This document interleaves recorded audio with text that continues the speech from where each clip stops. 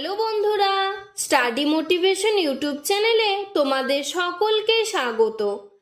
আজকের আলোচনার বিষয় হলো টিফিনের পর বা দ্বিতীয় ঘন্টার পর ছুটির জন্য আবেদনপত্র। ধরো হঠাৎ করে তোমার শরীর খুব খারাপ হলো এবং তুমি আর বিদ্যালয়ে থাকতে চাচ্ছ না, তুমি বাড়িতে চলে যেতে চাচ্ছ, তখন তোমাকে এই আবেদনপত্রটি বিদ্যালয়ে জমা দিয়ে তারপর ছুটি নিয়ে তোমাকে বাড়িতে আসতে হবে। তো তোমরা কেমন ভাবে লিখবে দেখে নাও। এখান থেকে প্রথমে লিখবে মাননীয় প্রধান শিক্ষক মহাশয় সমীপেষু।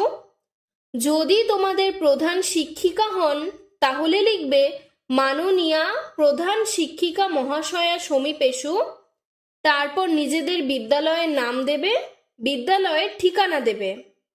এরপর লিখবে বিষয়, বিষয়টা ঠিক মাঝখান থেকে লিখবে যে টিফিনের পর ছুটির জন্য আবেদন, বা তুমি কোন ঘন্টার পরে ছুটির জন্য আবেদন চাচ্ছ সেটা লিখবে। দ্বিতীয় ঘন্টার পর ছুটির জন্য আবেদন বা তৃতীয় ঘন্টার পর ছুটির জন্য আবেদন। এরপর লিখবে মহাশয় বা মহাশয়া, আপনার কাছে আমার বিনীত নিবেদন এই যে আমি প্রিয়া রায়, তোমার নিজের নাম দিবে, আপনার বিদ্যালয়ের সপ্তম শ্রেণীর ক বিভাগের ছাত্র বা ছাত্রী।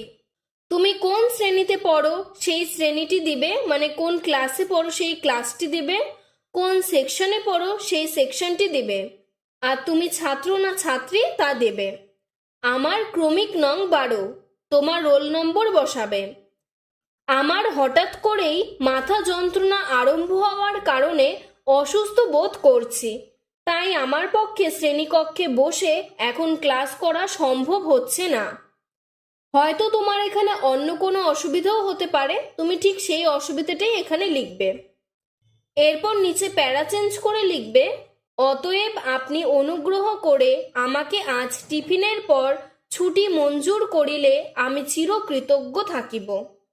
তারপর ঠিক নিচে ডান দিকে লিখবে বিনীত আপনার একান্ত অনুগত ছাত্র বা ছাত্রী, নিজের নাম দেবে, কোন শ্রেণী অর্থাৎ কোন ক্লাসে পড়ো লিখবে, তোমার বিভাগ মানে সেকশন লিখবে, তোমার রোল নম্বর দেবে এবং বাঁদিকে কত তারিখে তুমি এই চিঠিটি জমা দিচ্ছ সেই তারিখটি বসিয়ে দেবে। আজকের ভিডিওটি এতটুকুই। ভিডিওটি ভালো লাগলে লাইক করে চ্যানেলটিকে সাবস্ক্রাইব করে দেবে এবং এরকম অন্য কোনো চিঠির প্রয়োজন হলে কমেন্ট বক্সে জানাবে, আমি তোমাদের সাহায্য করার চেষ্টা করব। ধন্যবাদ।